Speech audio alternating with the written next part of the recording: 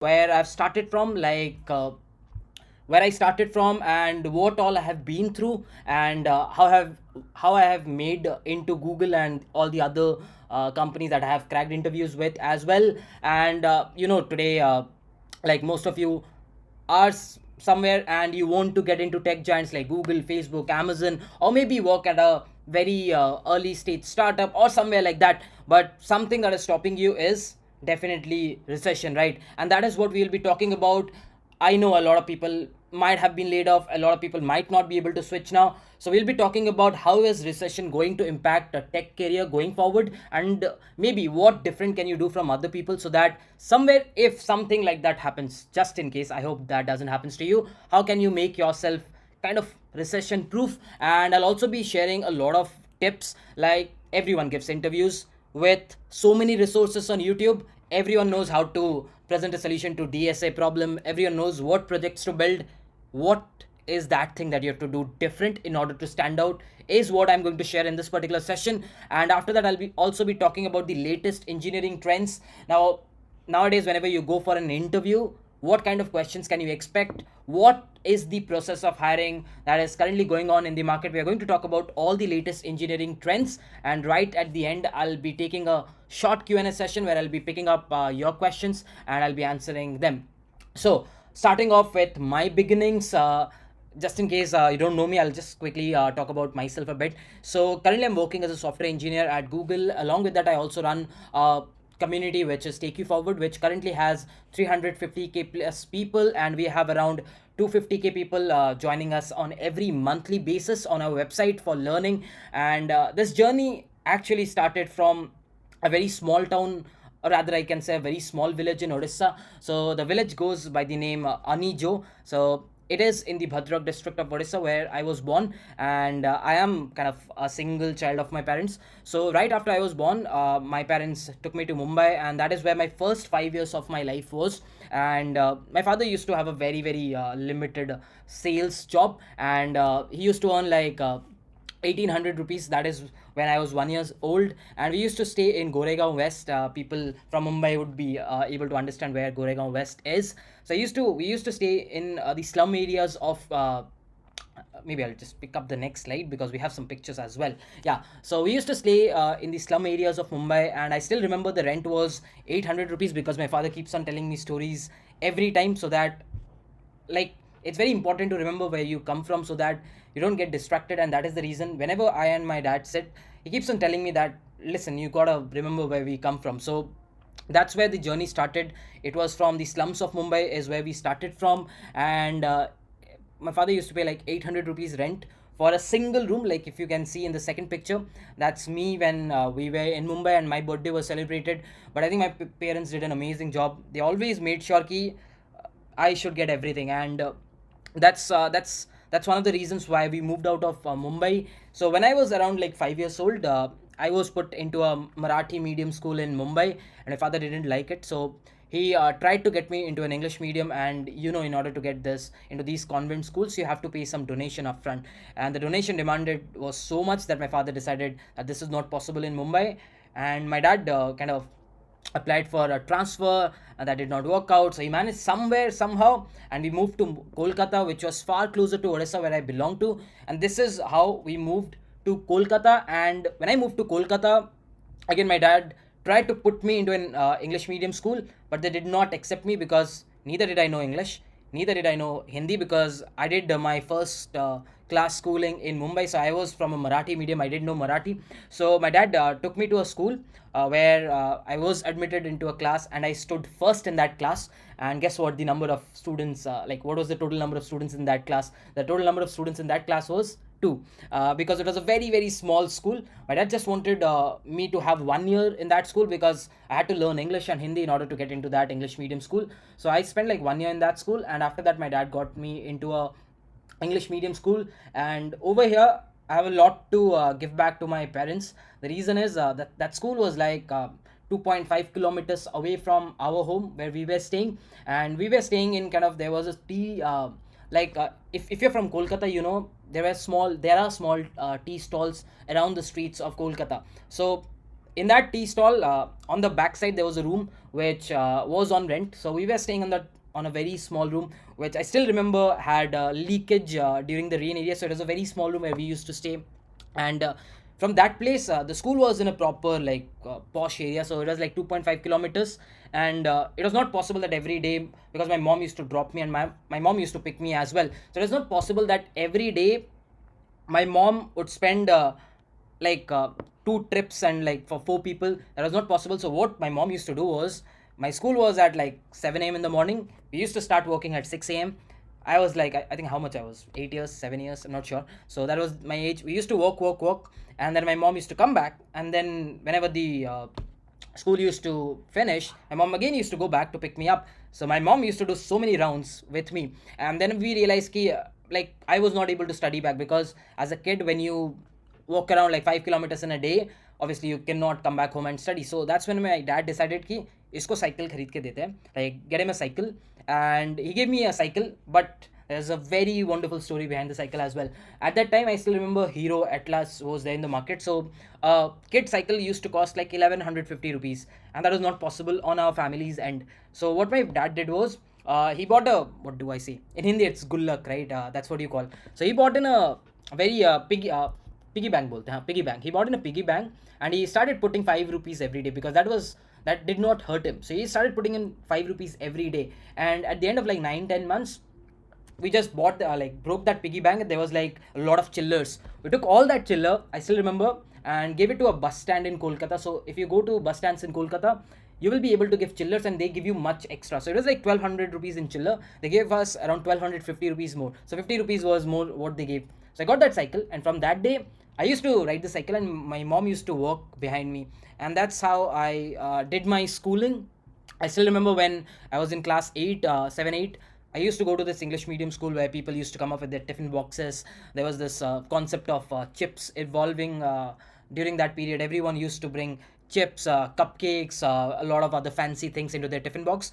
And I used to take roti and all these things. At that time, it felt bad, because when you are a child, you don't understand these things. And it felt bad that my mom and dad are not giving me what other parents are giving me. I felt bad always, but now when I look back, I understand why they were not able to. And I actually feel proud that they did not give me.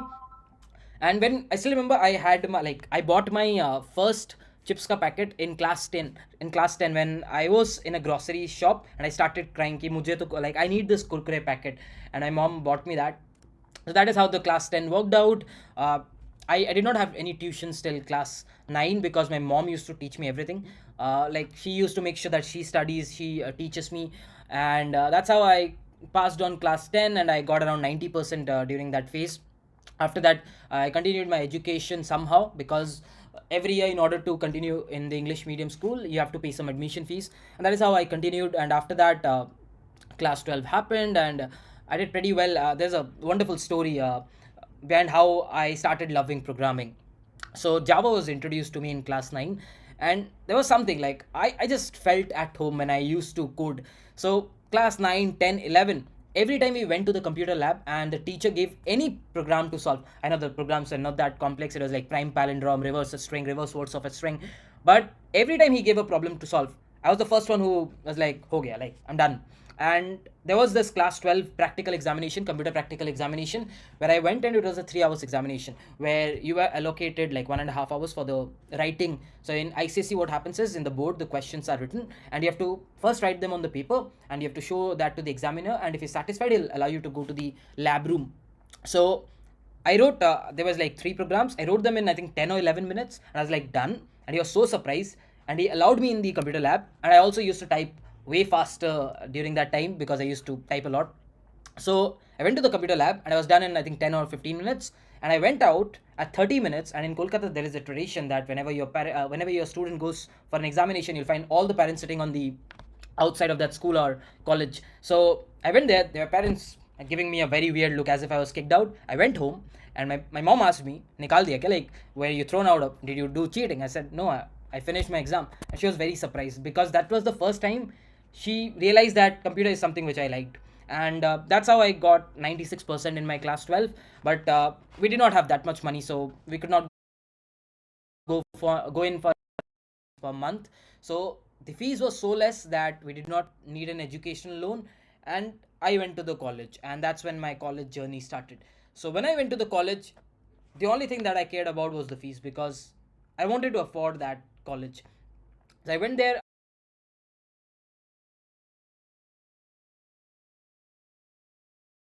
I had that education in my first year.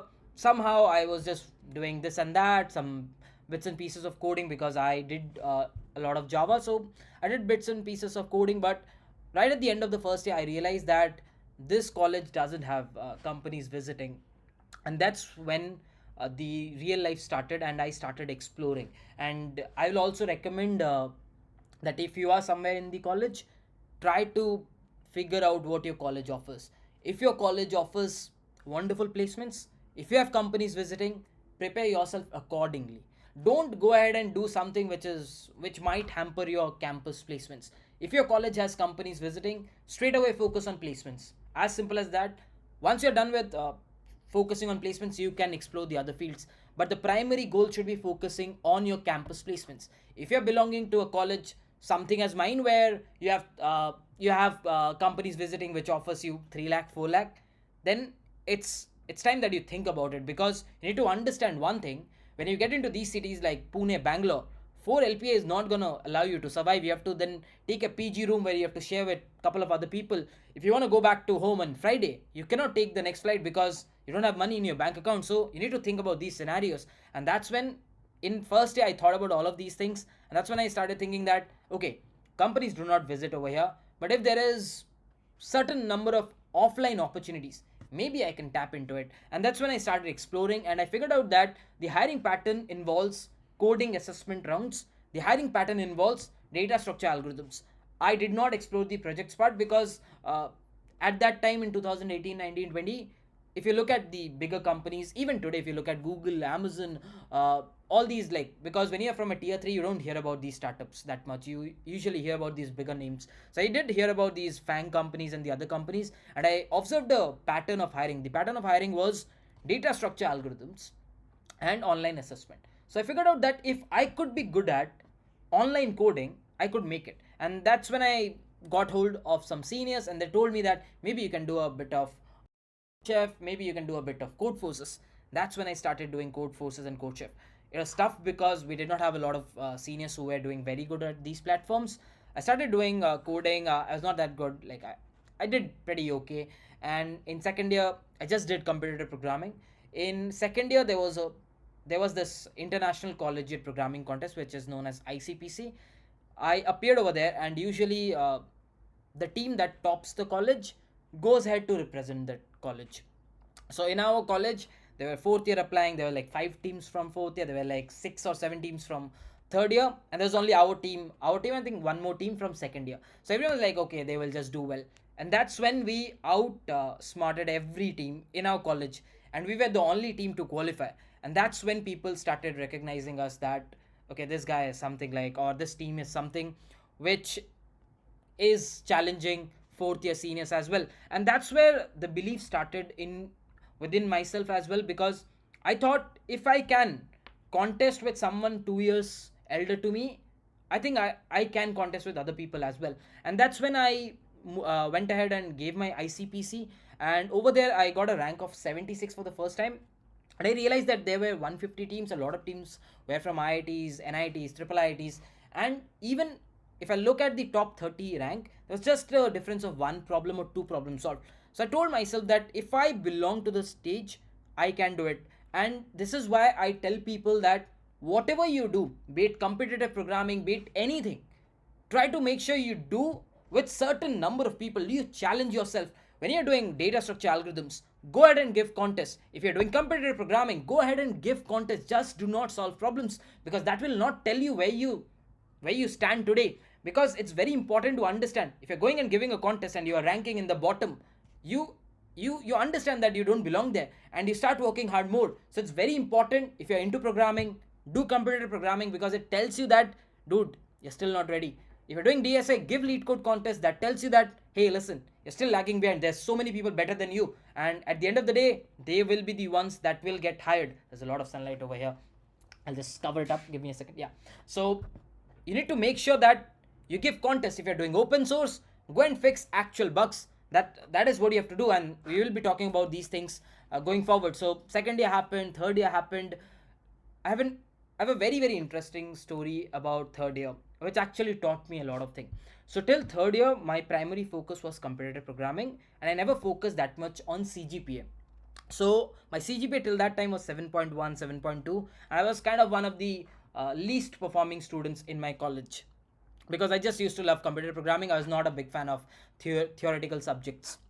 So that's when Microsoft internship hiring happened. So there was a hiring drive that happened in India, and they were basically calling people who were solving 2 out of 2 in their online assessment. So I was able to solve 2 out of 2 in their online assessment, and I did get a call for Microsoft internship round. And when I did some research, I figured out that there were 2 DSA rounds that will be happening, and I was like very sure because at that time I was doing very good at CP. I was like, okay, these questions are very easy. I did go through a lot of interview experiences. With every interview experience, my confidence was going up that whatever they're asking, I'm able to solve. I went into Microsoft, that intern hiring. It was in Hyderabad, the big campus in Hyderabad. I went there. There was like 300 people there that hired me, and they had these like 3 rounds. I cleared all the rounds. At the last round was the HR round where there were 5 people, and they selected just 2. And when I went ahead and asked the HR, hey, listen, all my technical rounds were okay.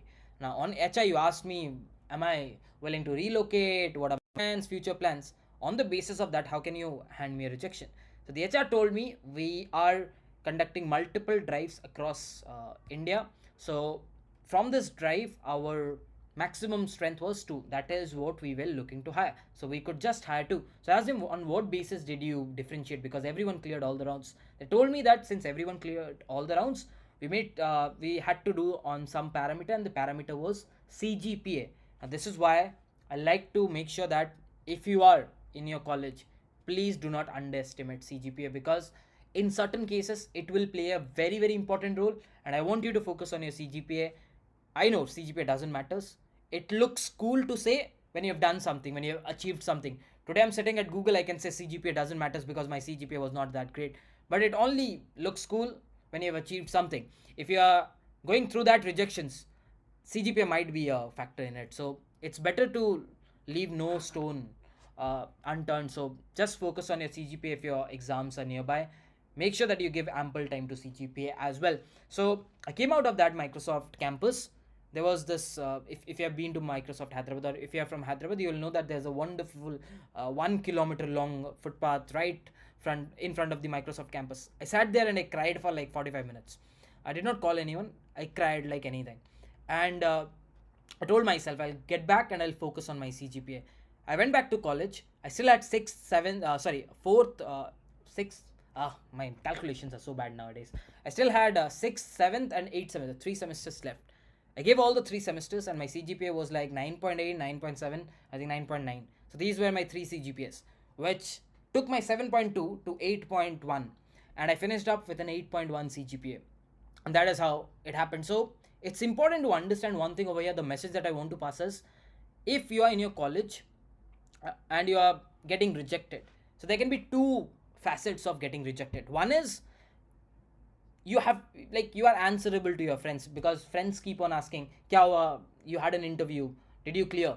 And in most of the cases we end up answering like this: yeah, the interview was good, but these people don't know something, or I told some answer, the interview was dumb, so he did not understand. Or we might say that maybe he has something out of syllabus or something like that.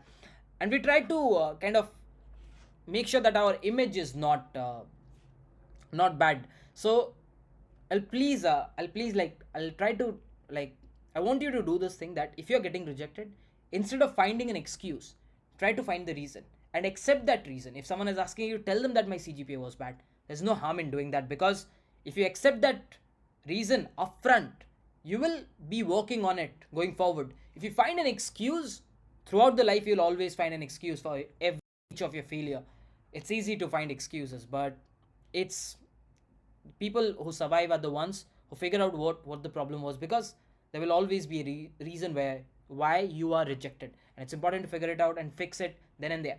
So I went back and worked on my CGPA, and trust, like 45 minutes I was crying.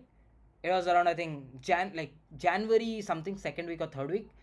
6 months, 1 year down the line, I cracked my Amazon internship. Yes, I cracked my Amazon internship. And I'll tell you a story about Amazon internship which might inspire you as well. So I cracked my Amazon internship, and Amazon's office is like 700 meters from Microsoft's office. I was walking on the same footpath, and I could recall that 1 year back I was crying over here because I could not get an internship at Microsoft. So I always tell this thing: life is too long. Uh, Certain failures will teach you a lot of things, but life is extremely long. Don't get disheartened with one or two failures or certain number of failures. Life is long. If you keep working hard, kitna din, like how many days will this success run from you? Eventually, you will make it, and you will make it big. So 1 year down the line, when I was walking through that footpath, I was like, yeah, I did it, and that had a very different feeling. Trust me on that.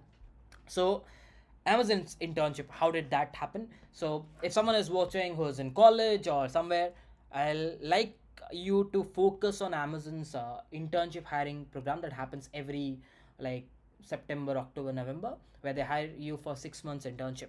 So Amazon internship had a very wonderful story. I'm sure a lot of people might have heard about it somewhere, but I'll still reiterate. So for Amazon internship, I was having my semester examinations. Please note down the dates. The semester examinations were from December 1 to December 9. Okay, and around December 6th, was a mail coming in from Amazon that this is the online assessment that you have to give. So in between those semester exams, I took out my 2 hours and I gave that online assessment. So in December 15 or 16, the mail arrived that, hey, you have an Amazon internship interview on December 20th. December 20th. My semester was ending on 19th. So I was like, wait, this is like 3 days. You want to take a flight in 3 days? I checked out the prices. The price was like 19,000. Yes, 19,000 for a flight. And there was a term and condition written. Amazon will not be reimbursing. I think Amazon doesn't reimburse us now for interns. They do it for full-time interviews, but for interns they don't do as of now. And that was the first year that they did not do. There was a term and condition.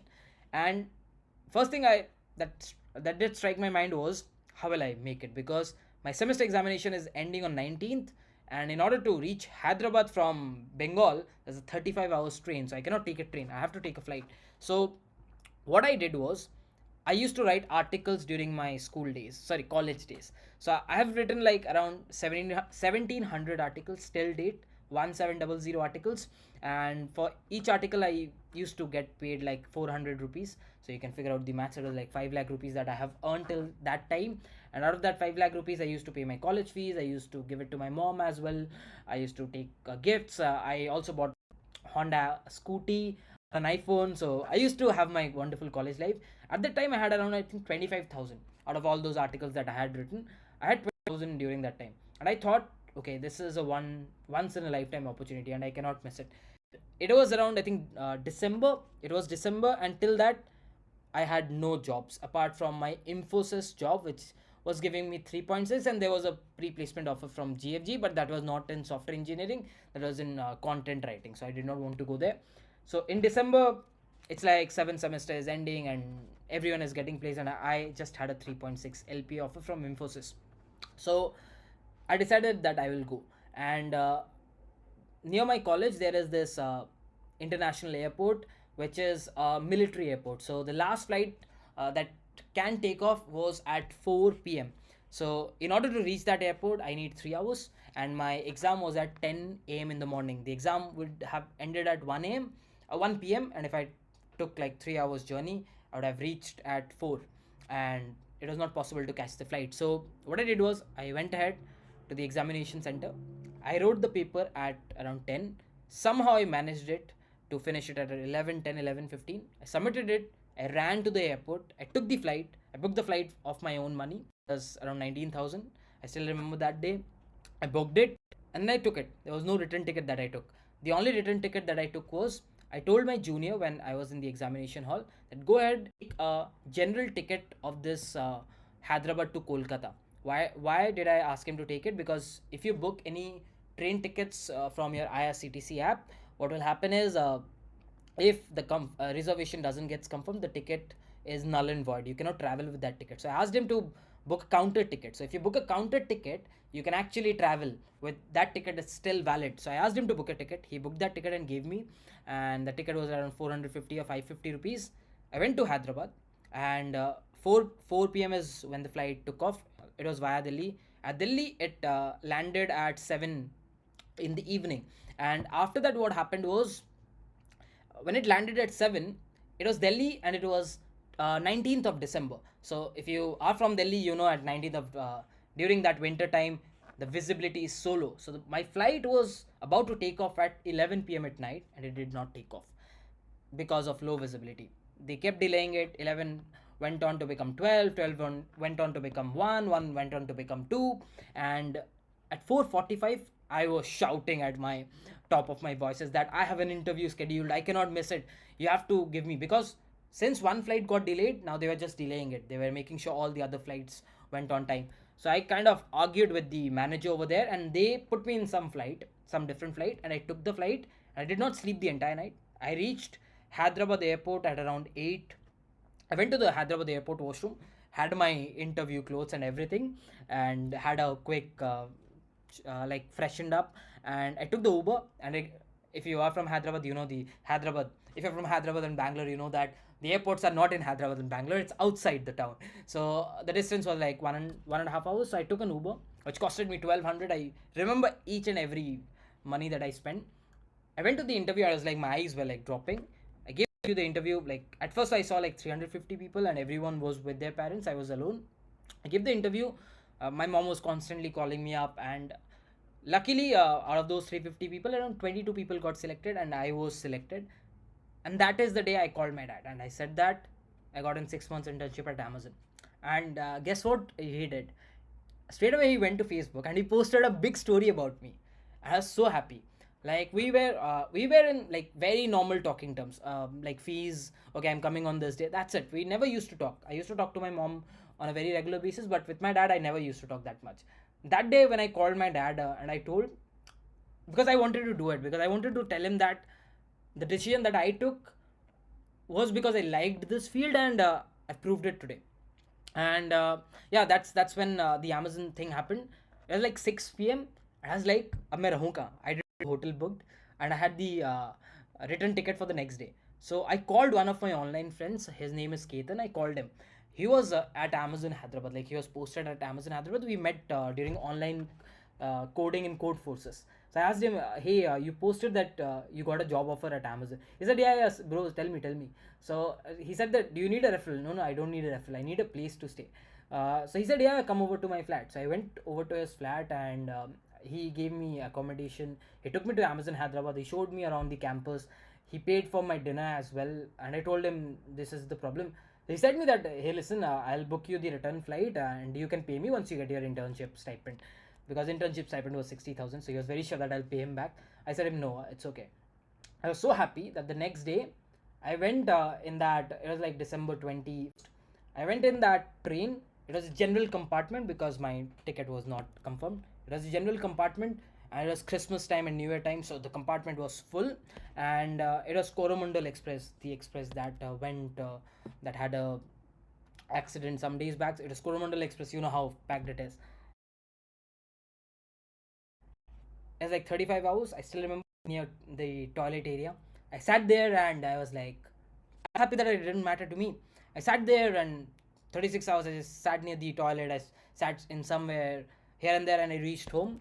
And my dad said, Le leta usse paisa. I said, no, I just wanted to explore it because I will learn. I learn going forward. But this is a life which will not come back to me. I went back, and then the Amazon internship started. After that, I had a call from Google and Media.net, and I went across clearing Media.net, where that was my first big job opportunity of 30 lakhs per annum, and I was very happy. And after that, Google called me for an interview. I gave interviews. All the interviews were cleared in 2020, and after that, COVID happened, as you guys know. And I was in mid of the process when COVID happened, and Google freezed hiring, and they dropped my packet. So yeah, that's how I went across and joined Media.net. And tough times were done in terms of placement. Somehow I managed somewhere. I went across to Media.net and started working. a very good ride. I started working. I had a proper training of 3 months. That ended in October. November, I detected a tumor. So there was a tumor in my neck that got detected, and there's still. I'm not sure if this is visible. I'm not sure. So if you see, there's a 7-inch cut over here. So this is a cut which I have on my neck. So a tumor was detected in around November. So I went through a lot of a lot of salines, a lot of treatment, and it was not fixed. And by the end of December, it was this big over here. And at that time, we used to make faceless videos, so people also did not know about it. And it was like this big and like this, and I could not speak. And that's when I went an operation where this entire tumor was cut off, and I had a proper stitching over here of 7 inches. And for the next 3 months, I couldn't do like this, I couldn't do like this, and I still continued making voiceover faceless videos. If you go ahead and see February, March, there are videos still updated because I used to teach like this. Somehow I used to make videos, but if you will see, the energy was less in that time. Somehow I was able to recover from that tumor in March, and that's when TB struck me, like tuberculosis. In March, I was diagnosed with TB, and for the next 7-8 months, having blood vomits, and there's like blood coming out every now and then. I was The lowest weight that I went in was like 38, 39 kilos. My weight shrank this. I was like this thin. Again, I went through that phase where I had to eat a lot of medicines. I had a lot of checkups every now and then. I came back, but the first year of my software engineering was so tough. Media.net me supported me like anything. They did not fire me. They gave me my entire salary. They reimbursed my uh, all the medical expenses. But I'm very grateful to them for this reason. But when I went back, I was so weak that I did not get any good projects, and that's when I decided that maybe I need to go somewhere else, because maybe they will not give me good projects for some time because they feel I'm weak.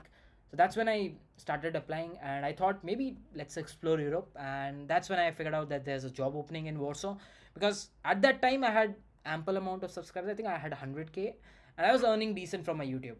And I was like, money doesn't matter to me. I just want to explore the world. And I got an opportunity at Warsaw. I just ended up over here, and that's how the entire journey was from somewhere in a small home in Mumbai. I've actually visited that place. Like this time when I went Mumbai, if you have been following me on this driver channel, there was a vlog about Mumbai. I went to that place. When I see that place, my dad used to tell me stories ki kaise hum log washroom, like if I have to go to a washroom, I had to stand in a queue, because if you have been to Mumbai slum, even in order to go to stand in a queue for how many, like, not sure. And yeah, so I went across, and I did see that Charles to stay. And yeah, looking back at that time, it feels good to be here. Anyways, that was my journey. I think I've taken a lot of time. Decoding tech giants. As I said, I tried to make sure that when I was talking about these things, I tell about in Google. So if you're primarily focusing on companies, try to narrow down your search. Like, ask yourself, where do you want to end up post 3-4 years. For me, it was very sure that I want to be with the greatest minds in the world. And when I talk about greatest mind, it's not that the startups don't have it, but because I was running my YouTube channel, I was somewhere clear that I cannot get into a startup, because if I go into a startup, I might be over burned. Like, I might have a burnout and might not be run my YouTube channel as well. So I wanted to get into a place where the work life balance is very good, where maybe I get a lot of opportunity. I'm able to make an impact, and I work with the greatest minds as well. And I was always like, okay, I want to get into these big, like, hota hai na, like when you say Google or say Amazon, when you say Facebook, when you say these companies, there's this aura around it, right? So I wanted to get into that aura zone. Ek to dad ko prove karna tha, because I wanted to prove dad, listen, I made it into the company in the world. Now you cannot doubt my decision that I took. So ek to I always wanted to prove my dad wrong, which is in a positive way, which helps me, which is good. So I'll say ki, do not fight with your parents. If you fight, do it for a good cause. Like, if it's for a good cause, if you're confident, do it. Parents might be angry, but trust me, they will always support you on the back. My dad always used to ask, क्या कर रहा है वो, पैसे हैं उसके पास. He always used to make sure that he takes care of me. And आज he's having a very good life. He has retired, like he has taken a early retirement. He retired at the age of 51, and he is resting at we recently also had built a farmhouse, so he's resting at his farmhouse with his parents. So yeah, that's how a placement can change your family's fortune. So if you're someone from a middle class, lower middle class, maybe a lower class family, remember one thing: your one placement can change generations of your family. So focus on it.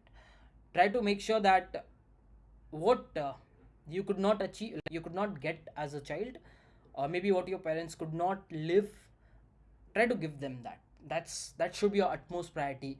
Do not forget your principles, is something which I'll give you as a message. And decoding tech giants, coming back to that. Okay, if you're someone who's looking to get into these bigger giants, I'll try to focus on one thing: look at their hiring patterns. Something like Amazon, it has 4 rounds. Most of them rounds focus on data structures and algorithms. So if you're preparing for Amazon, try to go through all the interview experiences. That will, like, go through 50-60 interview experiences. That will kind of give you an idea about what questions are asked. Also, that will build your inner confidence. When you get to an interview, your inner confidence will be built in a much better way. Amazon has one last round as bar raiser round, which where they ask you everything. So make sure build projects as well. The times are gone when you can just do with one thing. So try to build projects as well. If you're someone who's an SD1 and looking for a switch to SD2, look at low level design, look at system design, look at these aspects as well, because these are very, very important. Again, if you're trying to get into something like a Google, look at their hiring pattern and prepare yourself accordingly. Just do not go into that mode that, hey, I know this, thereby I'm good.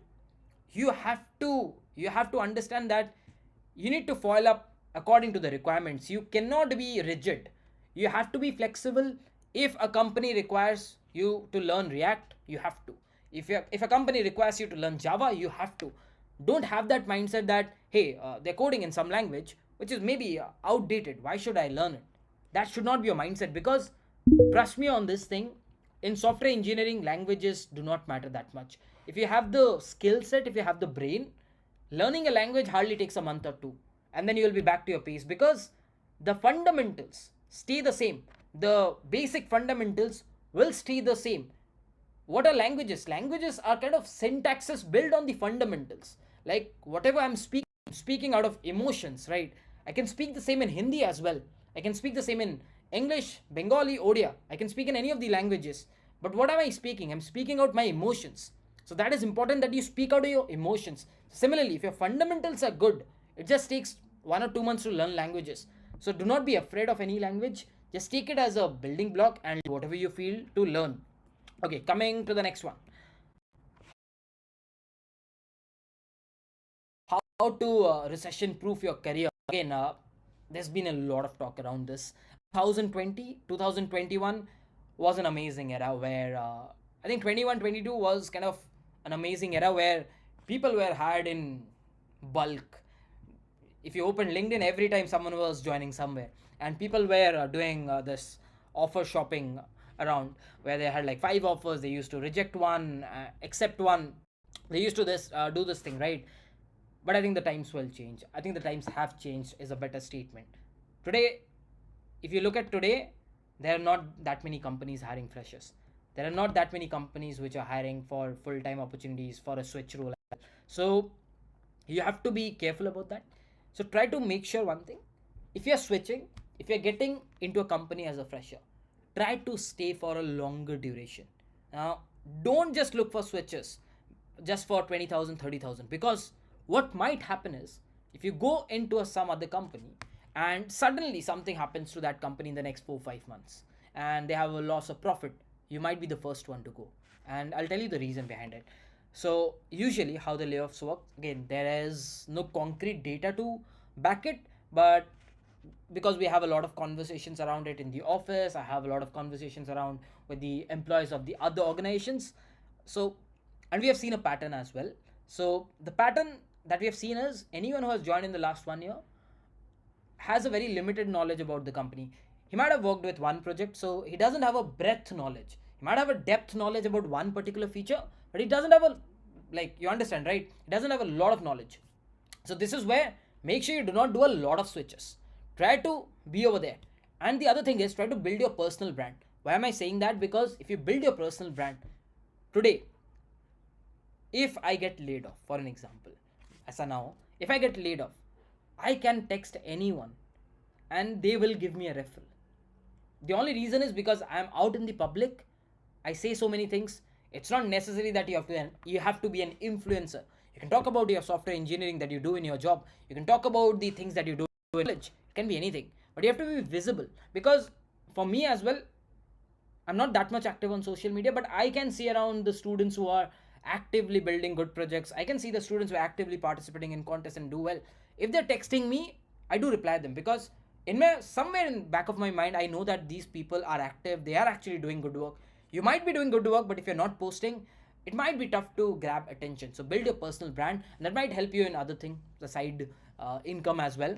Networking is important, and build passive income is what was.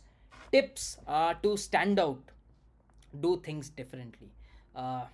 If you're going in for a project interview, I'll just give you an example. If you're going for a project interview, what is the standard way of presenting a project? The standard way of presenting a project is, okay, hey sir, this is the link, some website opens, so this is how my project looks, this is this component, on clicking this happens, on clicking this happens, on clicking this happens.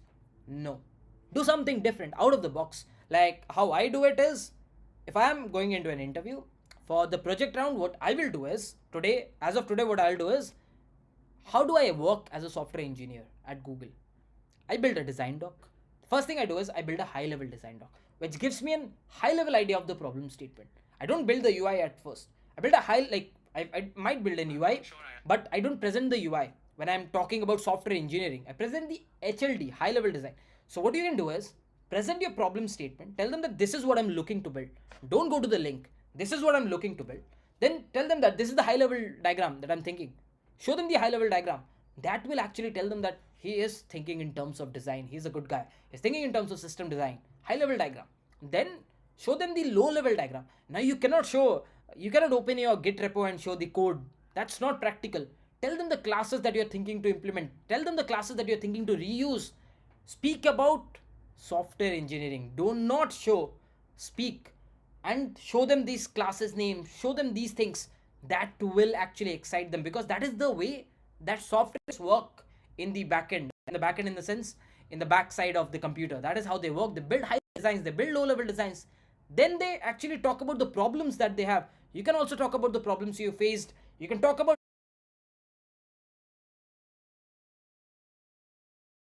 why the tech stack you selected. You should not show something. So this is something different. If the interviewer sees this, he's like, this guy is working in the process that we usually work in companies. So it's actually good. And this is how you can do something different to stand out. So if he's interviewing 5 people, and if he presented this, he might be thinking, okay, this guy is something special because it has very good set of method. So that's good. And he might end up following that. Got it? So this is the way to stand out. You have to figure out your own way. If I go across and do a YouTube video, everyone is going to follow the same process, and then there will be nothing to stand out. You have to sit back and innovate. Innovate is something that you have to do, right? Got it. Cool. No fancy degree, just the right skill sets. As of today, if you are having an excuse as that is stopping me or something is stopping me, that's an excuse. Try to build the right skill set. Now, when I talk about the skill set, try to build proper stuff.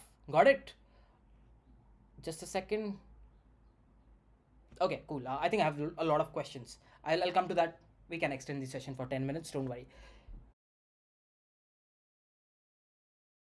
Try to build the right skill set. Now, when I talk about skill set, what are you aspiring to be? If you're aspiring to be a software engineer, do not just do lead code, because it might hamper you.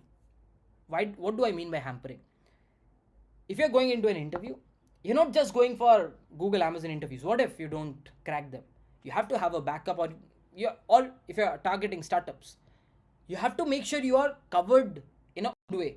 So try to make sure that your skill set is proper. Now, when I talk about skill set, it's not that you have to be good in one stuff.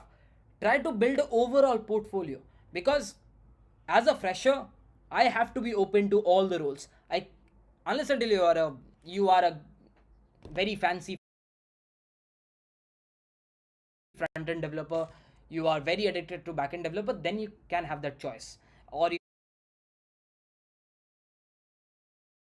have multiple offers. But talking about today's time, you have to be open to everything. That is full stack roles, any roles coming across your way. So make sure you build projects which are more like a full stack one, nothing like a front end, nothing like a simply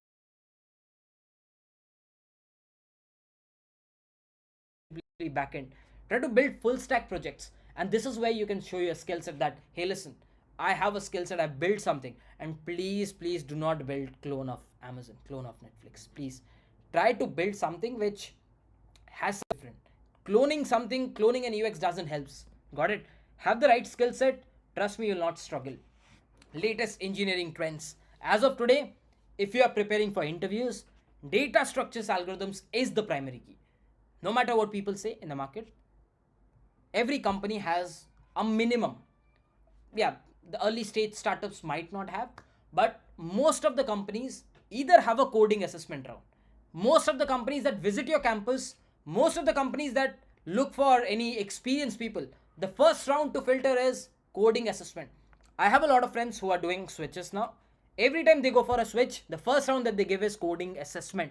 So in order to clear that coding assessment, you should be knowing data structures algorithms. So that is the first thing that you should know, data structures and algorithms. Got it? The second thing is you have to learn web dev.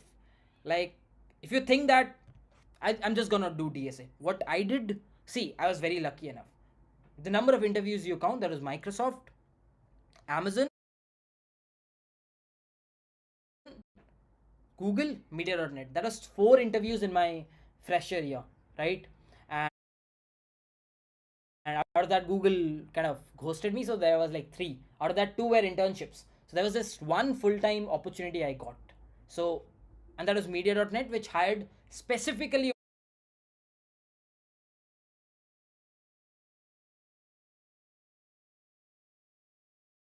on DSS. So that is why I made it. What if I would have not made it into the Media.net? Then might have been something else. I might not have been speaking today here, right? So you need to understand, solely relying on one skill is only okay if you're an expert in it, ultra level expert, then only it's okay. Otherwise, you should be. And DSA is the primary skill, because coding assessment or a minimum of one data structure algorithmic round will always be there. After that, web dev. Please do it. Please build projects. Please do it. And once you have some knowledge about web dev, how things work around, try to explore open source if that is a possibility. If you want, like, if you're excited about computer programming, or maybe DSA doesn't fascinate you that much, maybe try exploring open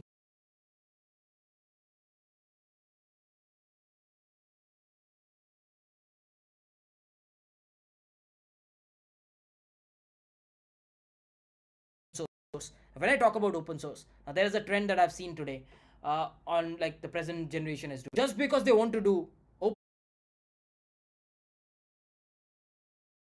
source for the name of doing open source, they go ahead and change some documentation. They go ahead and maybe do a slight refactor. That will not.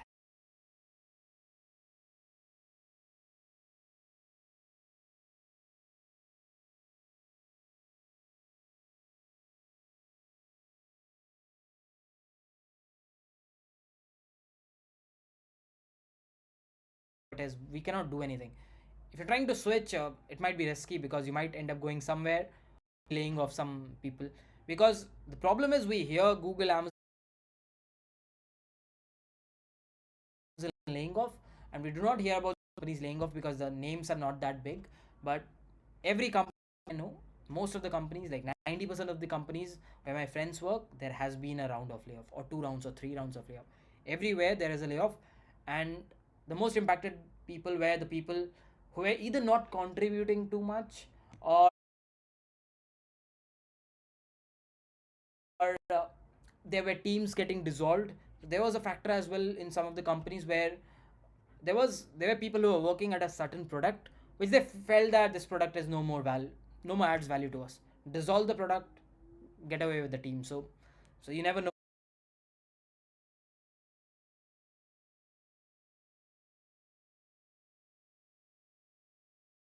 Right? So it's better if you think your team is good, stay. I think it's a matter of a year or a half year, things will be back. Next question about it's from Asuvat. If sorry if I am getting the name incorrect. It's currently I'm in the seventh semester and I want to start CP and I want my dream job. Am I late now? Absolutely yes. Seventh semester, the first priority should be brushing up your data structure algorithms, giving lead code context context. Giving lead code contest should be your utmost priority as of now. Do not focus on competitive programming because it takes time. Unless until you are God gifted, then you would have started way earlier. If you are God gifted, then competitive programming comes naturally to you. Otherwise, CP is a field where you have to keep competing, keep competing, keep competing. It takes like years of hard work, 1 year or 2 year. And if you end up taking 1 year now, I think by the time you'll be graduated. So it's better that you focus on data structure algorithms as of now. Try to build a project in the next 3 months. Try to build a good project with a combination of good DS algo skills and a good project. I think you'll see it through. Next question from Akshay. Akshay is asking, please share some resources on dynamic programming. I think people will share that on the comment section. You can watch out my DP series. I have made a extensive DP series on dynamic programming. It has 56 videos. Each of the videos will talk through about all the solutions. It is not on any language. I'm writing pseudocode. Doesn't matter which language you follow. You can follow that. It has 4 million views on YouTube, so you can watch it. Along with that, I'm also giving you notes, so you can watch notes as well. There will be a link in the description. You can watch out notes. So bad question. Shubham, how to keep a good balance between learning new and executing what we already know? So the thing is depends. Usually if you know something, you don't forget it. I don't give late code content, I don't forget DSA. What I need is, if I'm doing something, I just have to brush up. So whenever there is a requirement, just brush it up. So if you're learning something and if you have an interview in 2 weeks, brush up your DSA skills. It's not like that समझ रहे हो ना, हर दिन अच्छा जो 2 साल से किया हर दिन रिवाइज करो. That is not practically possible. If there's a placement season coming around, then you brush up your DSA skills. Just keep revising those concepts. If there is no placement season, you don't brush up your DSA. If there's an interview happening in 2 or 3 months, you start brushing up. So it depends on, if there is a requirement, you brush up. Otherwise, you just keep learning, keep exploring. Today at Google, if I've coded today, 6 months down the line, I'll not even be understanding what I've coded. I have to the code, I have to go through the documentation to understand. So that is how it works. If there's a bug, then I'll come back and see the code, understand, and then fix it. You don't brush up, you don't revise in your day-to-day life.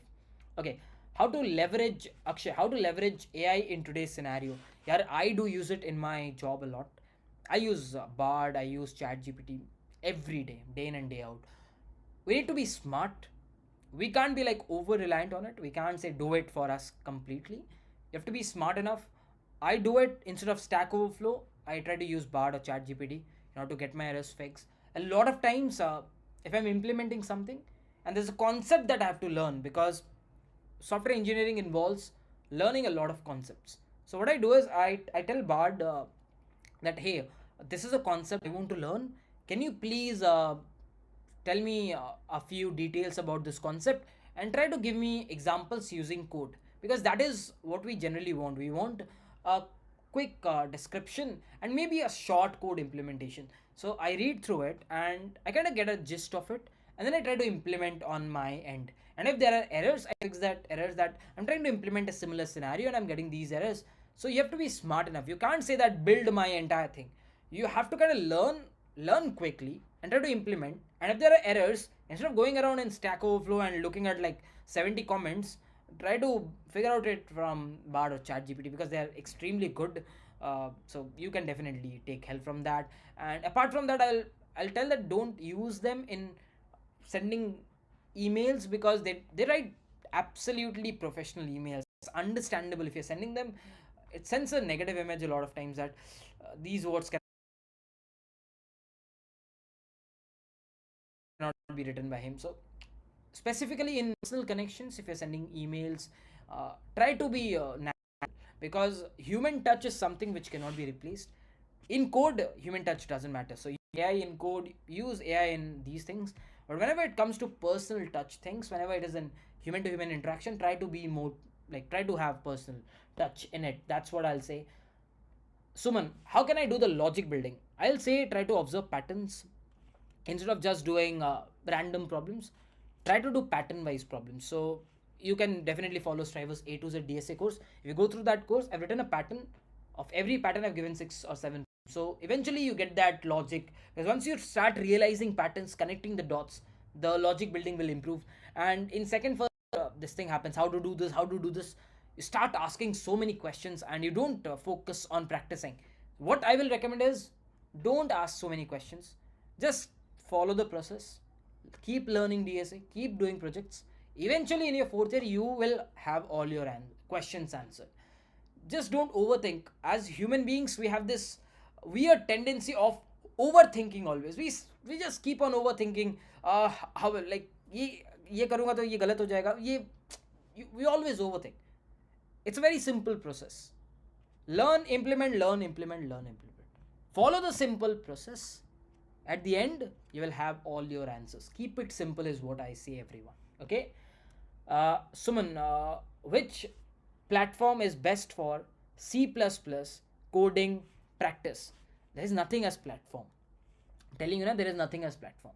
अगर तुम्हें पता ही नहीं है, if you don't know what to write, what will platform do? Tell me, what will platform do? If you don't know how to write a for loop, you don't know how to solve a problem, what will platform do? There is nothing as platform. There are concepts. You can solve those problems in X, Y, Z, any platform. As long as you're writing the code, that is what matters. Tomorrow when you join companies, will you be coding in lead code? Will you be coding in XYZ? No, nah. You'll be writing in any of their online editors. If you come to Google, there's no VS Code. There's internal editors where you have to write the code. If you go to other companies, they use some internal editors. Maybe some company use IntelliJ, someone uses VS Code. You have to be flexible. It's about your coding skills. Why are you looking at the platform? Look at the code that you're writing. Simple as that. That's how you approach. For coding practice, pick up patterns, pick up questions. That questions can be solved at any platform. For competitive programming, do code forces. That should be your utmost. For DSA, first primary thing should be lead code. Simple as that. Nothing like C++. Bishit, what better in terms of salary? Startups of Mang Fang. Depends यार, scenario पे depend करता है. You might end up getting a startup which pays you a lot more. Then you might end up getting a startup which has no money. So it's very you can't set a narrative that startups pay more or Fang pay more. There can be various scenarios. There are remote roles which pay you a lot, and there are remote roles which kind of have contract basis, like 2 years contract. So it's a lot. Even in Fang, Amazon has a stock distribution of one digit one, like it's like 7%. I'm not sure about. I think it's 7%, and then the last 2 years are very heavily loaded. So even if you work for the first 2 years, you just hardly get very limited stocks. If you go to Google, the stocks are front loaded. First year you get 33% of the stocks. Second year you get 33%. Third year you get the next 22%, then the 12%. So front loaded. It varies from company to company. Compensation will always vary. Compensation will always be fluctuating across companies. So you cannot be like that. Have offers and then take a call. Don't just be like that. Okay, last question. Best roadmap for a third year student. If you're a third year student, first priority should be data structures, algorithms. Pick up any sheet in the market, pick up any question set in the market. If you want to follow me, you can pick up the A to Z sheet, or you can pick up the SD sheet. Go through the concepts. I always say, do not memorize problems. Do not memorize problems. What you have to do is go through the concepts. Cover up all the DSA concepts. As a third year student, first priority is DSA. Second is projects. Build a project. Build an end-to-end project. Have it in your resume. Have your DSA skills in your resume. Start applying. Start applying. If possible, try to get an internship. One thing. People say don't do unpaid internship. I will rather say one thing. Do an internship that adds value. Don't look at the monetary factor.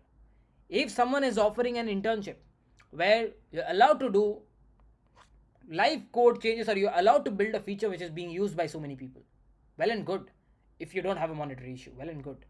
Because see, you do an internship for 3 months, even if someone is paying 25,000, that's 75,000. That's 75,000 only. But look at the longer picture. If you do that internship for 3 months of whatever amount you're getting, if that internship can teach you a lot, that will, that 75,000 is very less amount in that. Then you can pick up a freelance project and you can actually get that money. So I always say, don't judge an internship on the basis of the stipend. Judge an internship on the basis of the work that you will be assigned. If you're doing an internship which is providing you 50,000 rupees and they're asking you to enter data in a Excel, how will that help you in a software engineering role? Entering data in Excel will never help you in software engineering, isn't it? So try to figure out an internship if it adds value to your skill set, to your resume, is what I always say to people. Okay, so I hope I think that's pretty much it for the session. I hope you got the gist and everything. With this, I will be wrapping up this session. Thank you so much for attending and watching till here. And yeah, we'll be meeting maybe somewhere. See ya. Bye bye.